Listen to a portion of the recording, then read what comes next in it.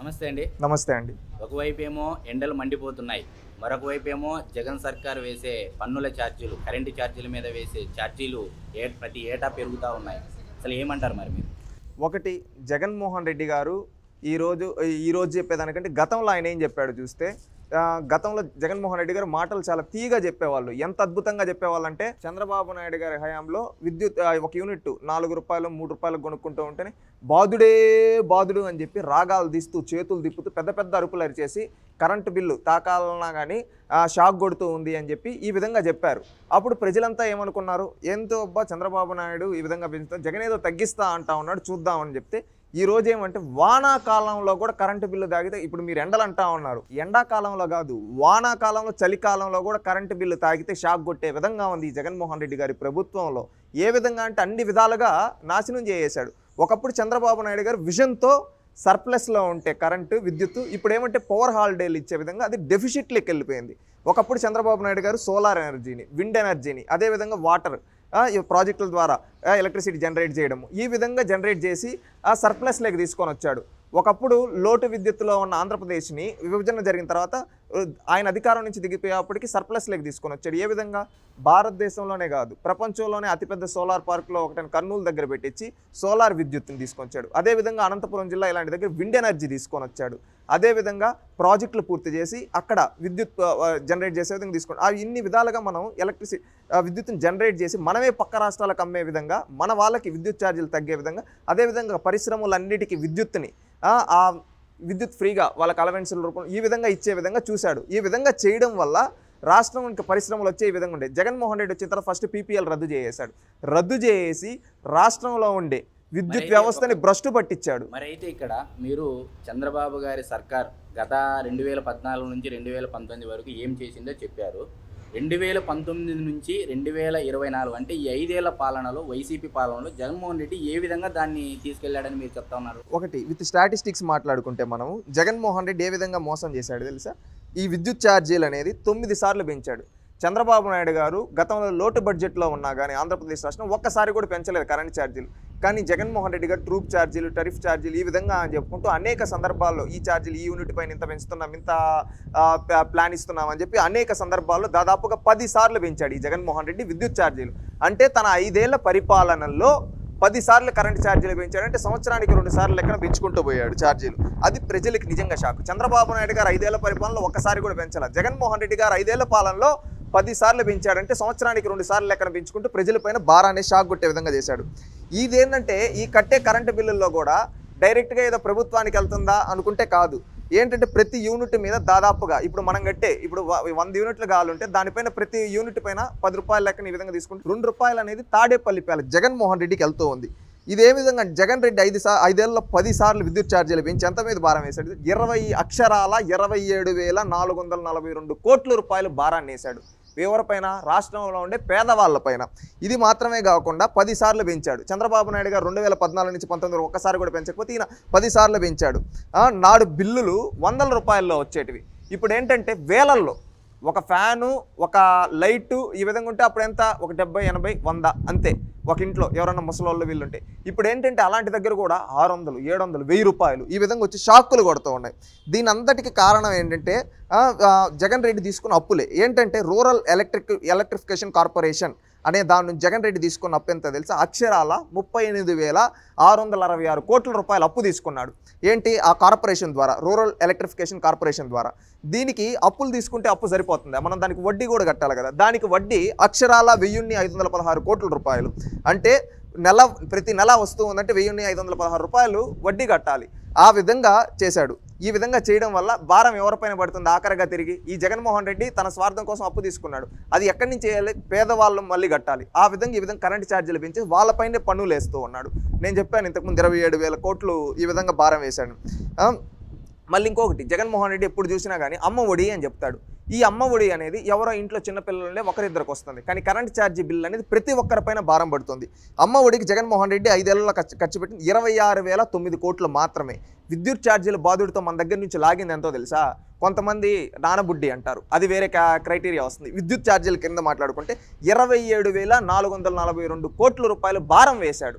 అంటే నార్మల్ రేట్ల కన్నా 27,442 కోట్లు ఎక్కువ వేశాడంటే అమ్మఒడి ఇచ్చింది ఇంతైతే దాని నుంచి ఇంకొక రూపంలో లాక్కునేసాడు. ఈ విధంగా పీడిస్తూ ఉన్నాడు. దీని విద్యుత్ ఛార్జీలు పెంచిన దానివల్ల ఎవరంటే ఇప్పుడు ఏ కంపెనీ అయినా అక్కడ పరిశ్రమ పెట్టాలంటే విద్యుత్ ఛార్జీలు మనకు తగ్గిస్తారేమో, మనకు అలవెన్స్ ఇస్తారేమో, మనకు ఫ్రీ పవర్ ఇస్తారేమో, ఫ్రీ ల్యాండ్ ఇస్తారేమో, మన కంపెనీ మనం బాగా చేసి ఉత్పత్తి సంస్థ దానిపైన వచ్చిన దానిపైన ట్యాక్స్ కడతాం కదా ప్రభుత్వానికి, మన కరెంట్ ఛార్జీలు ఏమైనా ఇలాంటివి ఇస్తారేమో, వాళ్ళకి ఉపాధి వస్తుంది కాబట్టి అని ఆలోచిస్తాయి. కానీ ఈ జగన్మోహన్ రెడ్డి కరెంట్ ఛార్జీలు పెంచడం, పవర్ హాలిడేలు ఇవ్వడం వల్ల నష్టపోయింది ఎవరో పరిశ్రమలు దెబ్బతిన్నాయి. టోటల్గా వ్యాపారాలు దెబ్బతిన్నాయి. పరిశ్రమల వాళ్ళు పవర్ హాలిడేలు ఉంటే వెళ్ళిపోయారు, వ్యాపారాలు పూర్తిగా దెబ్బతిన్నాయి. ఇవి కాకుండా ప్రజలు దెబ్బతిన్నారు. ఆక్వా రంగం అయితే టోటల్గా మునిగిపోయింది ఈ జగన్మోహన్ రెడ్డి గారి ప్రభుత్వం వల్ల. చంద్రబాబు గారి హయాంలో పైసా విద్యుత్ ఛార్జీలు పెంచలేదు, కానీ నాణ్యమైన విద్యుత్ ఇచ్చారు. 10,000 మెగావాట్ల అదనపు విద్యుత్ ఉత్పత్తి చేశారు. కర్నూలులో మన దేశంలోనే అతిపెద్ద సోలార్ పార్క్ని తీసుకొని వచ్చి పెట్టి ఈ విధంగా చేశారు. జగన్మోహన్ రెడ్డి ఏం చేశారు? అరాచకాలు చేశారు. 10 సార్లు విద్యుత్ ఛార్జీ, 1 మెగావాట్ అదనపు విద్యుత్ ఉత్పత్తి లేదు. ఒకప్పుడు 10,000 మెగావాట్ల ఉత్పత్తి చంద్రబాబు నాయుడు గారి హయాంలో ఉత్పత్తి చేస్తే రాష్ట్రానికి ఎంత అదనపు ఆదాయం వచ్చింది. ఇప్పుడు జగన్మోహన్ రెడ్డి 1 మెగావాట్ కూడా అదనంగా చేయలేదు. ఇప్పటికి డెఫిసిట్లో ఉంది. ఆ విధంగా తీసుకొని వెళ్ళిపోయాడు. కుంభకోణాల కింద వస్తే చంద్రబాబు నాయుడు హయాంలో యూనిట్కి 4 నుంచి 3-4 రూపాయలు ఈ మధ్యలో ఉండేది, కొనుగోలు చేసేది. మనం ఎవరి దగ్గర నుంచి అయినా కొనుగోలు చేసుకుంటాం, అప్పుడు కొంచెం ఉంటే ఈ విధంగా జరిగింది. జగన్మోహన్ రెడ్డి హయాంలో యూనిట్ 22 నుంచి 22 రూపాయల వరకు కొనుగోలు చేస్తున్నారు. అది ఎవరి ద్వారా కొనుగోలు చేస్తున్నారు? ఆ 20 నుంచి 22 రూపాయలు వీళ్ళ సంబంధించిన కంపెనీల దగ్గర నుంచి ఈ విధంగా కొనుగోలు చేసి రాష్ట్రాన్ని సర్వనాశనం చేస్తూ ఉన్నారు. రైతులకు ఉచితంగా విద్యుత్ అని చెప్పి చెల్లించుకున్న 30,000 కోట్లు డిరాక్ పెట్టారు. ఇదే కాకుండా ఈ భారాన్ని మళ్ళీ ప్రజల మీద వేసి ఛార్జీలు పెంచేస్తూ ఉన్నాడు. జగన్ రెడ్డి అధికారంలోకి వచ్చాక ఏటా 2 సార్లు విద్యుత్ ఛార్జీలు, నేను చెప్పాను ఇంతకుముందు 10 సార్లు ఈ విధంగా పెట్టి చేశారు. అప్పుల పిచ్చితో వ్యవసాయ పంపు సెట్లకు, ఇళ్లకు స్మార్ట్ మీటర్లు అని చెప్పి ప్రజల్ని దోచుకున్నాడు. ఇది మాత్రమే కాకుండా స్మార్ట్ మీటర్లో పెట్టిస్తాం ఇదేదో మార్చారు. దాంట్లోకి వచ్చి దాదాపుగా 13,000 కోట్లు స్కామ్ అండి. 6,000కు వచ్చే ఒక్కొక్క స్మార్ట్ మీటర్ని జగన్ రెడ్డి బినామీ అవినాష్ రెడ్డి కంపెనీకి సిడి సాయి ఎలక్ట్రికల్స్ 13,000కు కొని ఆ మొత్తం నెల కరెంటు బిల్లుతో కలిపి వసూలు చేస్తూ ఉన్నారు. అంటే చూడండి, వీళ్ళే మీటర్ కొంటారు, ఆ మీటర్ని వీళ్ళకి పెడతారు. ప్రజలకు ఏమని చెప్తున్నారు? ఈ మీటర్ పెట్టడం వల్ల ఎక్కువైందంటారు. 6,000 దాన్ని 13,000 పెట్టారు. ఆ 13,000 భారాన్ని ప్రజలపైన వేస్తూ ఉన్నారు. ఇక్కడ వాళ్ళు తెలియకుండానే 7,000 రూపాయలు వీళ్ళ పార్టీ వాళ్ళ కమిషన్ వెళ్ళిపోయింది. మళ్ళీ భారాన్ని వేసి అది ప్రభుత్వంగా తీసుకొని వీళ్ళ కంపెనీలకి దోచిపెడుతూ ఉన్నాడు. ఈ విధంగా పేదల్ని దోచుకు తింటూ ఉన్నాడు. ఒక విధంగా కాదు, 2 విధంగా కాదు. ఈరోజు కరెంటు షాకులు కొడుతూ ఉన్నాయి. పేదవాళ్ళు ఎలా కట్టగలుగుతారు? ఈరోజు వాళ్ళు ఏదో కూలి పనికి వెళ్తే వచ్చింది ఎంతో మిగులుతుంది. వీళ్ళకి చూస్తే ఒక ఫ్యాన్, ఒక లైట్ ఉంటేనే 1,000 రూపాయలు, 2,000 ఈ విధంగా కరెంట్ ఛార్జీలు వస్తూ ఉన్నాయి. వాళ్ళు ఎక్కడి నుంచి కట్టగలుగుతారు? ఈ జగన్మోహన్ రెడ్డి రేట్లు పెంచేస్తున్నాడు. ఈరోజు దీనివల్ల అందరూ నష్టపోతూ ఉన్నారు. పరిశ్రమలు వెళ్ళిపోయాయి ఈ జగన్మోహన్ రెడ్డి చేతగానితనం వల్ల. ఒకప్పుడు అన్నాడు కదా, బాధుడే 4 నుంచి 5 రూపాయల వరకు ఇచ్చేటప్పుడే అవినీతి జరిగిందని నువ్వు అంటూ ఉన్నావు కదా. ఈరోజు 20 నుంచి 25 రూపాయల వరకు నువ్వు కొనుగోలు చేస్తూ ఉన్నావంటే ఆ డబ్బు ఎవరి జోబీలోకి వేస్తూ ఉన్నావు జగన్ రెడ్డి? ఆ డబ్బులు ఎవరి జోబీలోకి పంపిస్తూ ఉన్నావు? ఇంత దాదాపుగా 20 రూపాయల అవినీతి ఎవరు? ఈ జగన్మోహన్ రెడ్డి గారి ప్రభుత్వంలో. ఇదేనా ఆయనకు అధికారం ఇచ్చింది? ఈ విధంగా అవినీతి చేస్తూ ఇది మాత్రమే కాకుండా పరిశ్రమలను వెళ్ళగొట్టాడు. ఈరోజు పరిశ్రమల దగ్గరికి వెళ్ళి కమిషన్లు తీసుకుంటారు, కానీ కనీసం వాళ్ళకి మేము పవర్ అలవెన్స్ ఈ విధంగా కూడా చెప్పలేదంటే వీళ్ళు ఏ స్థాయిలో దిగజారిపోయి ఉన్నారో ఒక్కసారి అర్థం చేసుకోండి. ఈ ప్రభుత్వం, ఈ జగన్ రెడ్డి గారి చేతగానితనం వల్ల రాష్ట్రంలో విద్యుత్ సంస్కరణలు అనేది లేకపోగా విద్యుత్ రంగం అనేది భ్రష్టు పట్టించేశాడు. అయితే జగన్మోహన్ రెడ్డి గారు గతంలో ఈ 5 ఏళ్ల పాలనలో బటన్ నొక్కి మేము సంక్షేమ పథకాలు ఇచ్చాము, అదేవిధంగా బటన్ నొక్కి కూడా మేము రేట్లు తగ్గిస్తాము, ఈసారి 175కు 175 వచ్చిన తర్వాత అని చెప్పి చెప్తా ఉన్నారు. చేతగాని వాడు మంగళవారం కబుర్లు చెప్తాడని పాత సామెత ఉంది. నువ్వు ఈ 5 ఏళ్లలో తగ్గించింది ఇంకొక 5 ఏళ్ళు ఏమి తగ్గిస్తావయ్యా జగన్? ఇప్పటికే 13 లక్షల కోట్లు అప్పు చేసేశాడు. ఇప్పుడు చూడండి, రాష్ట్రాన్ని చంద్రబాబు నాయుడు గారు పువ్వుల్లో పెట్టిస్తే ఒకప్పుడు చంద్రబాబు నాయుడు గారు ముఖ్యమంత్రి అయినప్పుడు పరిస్థితులు చాలా ఘోరంగా ఉన్నాయి. రాజధాని లేదు, కనీసం కూర్చునే దానికి లేదు.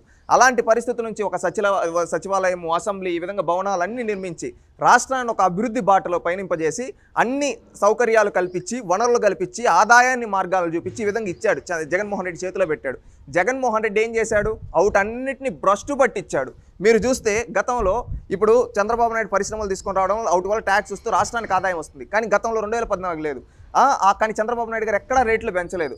ఈయనకి అన్ని ఆదాయ వనరులన్నీ చూపించిన తర్వాత కూడా ఈయన ఈ విధంగా చేశాడంటే ఈయన ఏ విధంగా వెళ్ళిపోయాడో ఒక్కసారి ఆలోచించండి. మీరు అత్త సొమ్ము అల్లుడు దానం చేసినట్లని చెప్తున్నారా? తప్పకుండా. ఈరోజు చంద్రబాబు నాయుడు గారు వచ్చిందా ఆదాయం సృష్టించాడు. ఆ ఆదాయంతో కరెక్ట్గా చేసుకుంటూ పోయినాగా నేను తప్పులై ఉండవు. ఇతని చేతగానితనం వల్ల, ఇతను చేతగానితనం కాదు, ఇతను దొంగ తెలివితేటల వల్ల అని చెప్పాలి. ఎందుకంటే వీళ్ళ కంపెనీలకి వీళ్ళకి దోచిపెడుతూ ఉన్నాడు. ఆ దోచిపెట్టేది ఎక్కడి నుంచి, ఈ ఆదాయం కాకుండా అప్పులు చేసి ఆ డబ్బునంతా వీళ్ళకి దోచిపెట్టేస్తూ వాళ్ళని పెంచి పోషిస్తూ పేదవాళ్ళపైన భారాన్ని వేసి ఒక చేత్తో ఇటు చూపిస్తాడు నేను ఇచ్చేస్తున్నాను, ఇంకొక చేత్తో ఇటు లాక్కునేస్తా ఉన్నాడు. ₹1 ఇస్తా ఉన్నాడు, వెనకాల నుంచి ₹100 లాగుతా ఉన్నాడు. ఈ విధంగా లాగడం వల్ల పేదవాళ్ళపైన భారం పడుతూ ఉంది.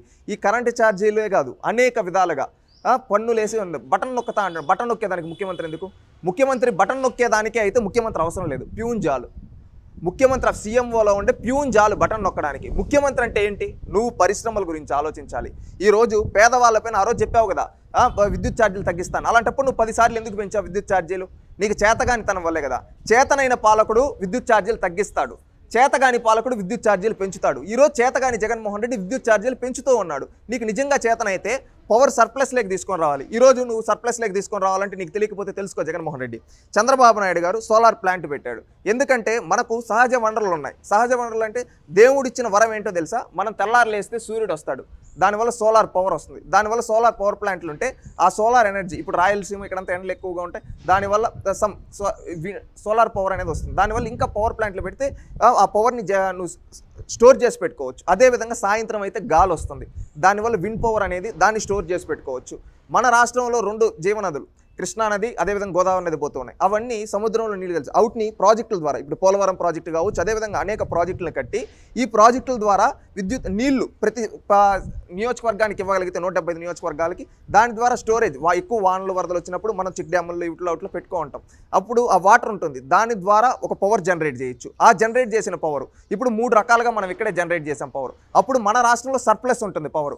అప్పుడు ఆ పవర్ని ఏంటి మనం పక్క రాష్ట్రాలకు అమ్ముతాం. పక్క రాష్ట్రాలకు అమ్మినప్పుడు మన రాష్ట్రానికి ఆదాయం వస్తుంది.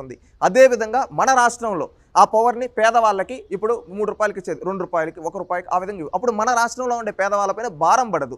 ఈ విధంగా ఇదంతా ఇంత పవర్ రావడం వల్ల కంపెనీలన్నీ కూడా ఇక్కడ సర్ప్లస్లో ఉంది, మనకి వీళ్ళు ఏమన్నా ఇన్సెంటివ్స్ ఇస్తారని ఆ కంపెనీలన్నీ వస్తాయి. అప్పుడు మనం వాళ్ళకి ఇస్తాం ఇన్సెంటివ్, దానివల్ల ఉపాధి వస్తుంది. దాని ద్వారా చూస్తే విద్యుత్ ఛార్జీలు తగ్గుతాయి, అదేవిధంగా కంపెనీలు వస్తాయి, అదేవిధంగా ఉద్యోగాలు వస్తాయి. ఈ విధంగా మనమే పక్క రాష్ట్రానికి అమ్ముతాం. ఈ విధంగా అమ్మడం వల్ల ఎంత ఆదాయం సమకూర్చొచ్చు. ఈ విధంగా తెలివైన పాలకుడు ఈ విధంగా చేస్తాడు చంద్రబాబు నాయుడు గారు. జగన్మోహన్ రెడ్డికి చేత కాదు కనుక ఏం చేశాడు, ఇవన్నీ పీపీఎల్ ఇవేవో రద్దు చేసి వీటి గురించి పట్టించుకోకుండా వేరే వాళ్ళ దగ్గర నుంచి కొనుక్కుంటూ వాళ్ళకి పార్టీలకు కమిషన్లు ఇచ్చుకుంటూ ఈ విధంగా చేసుకుంటూ ప్రజలకి బాబిన భారం వేస్తే వాళ్ళు చూసుకుంటారనే విధంగా రాష్ట్రాన్ని దోచుకు తింటూ ఉన్నాడు ఈ జగన్మోహన్ రెడ్డి.